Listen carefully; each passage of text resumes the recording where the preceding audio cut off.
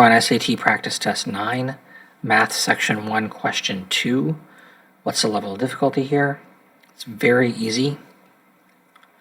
John paid a total of $165 for a microscope by making a down payment of $37 plus P monthly payments of $16 each.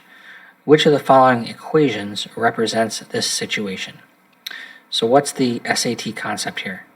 It's algebra and words.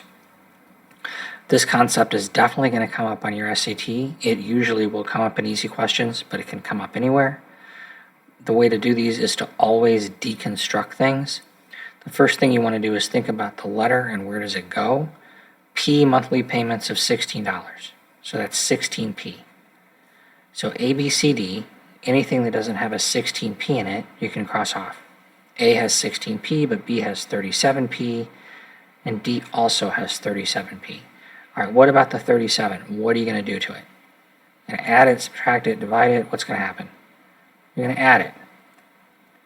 So between A and C, A says you're subtracting it, C says you're adding it, and so C's the answer. You can move quickly here, don't hurry, get it right, and move on.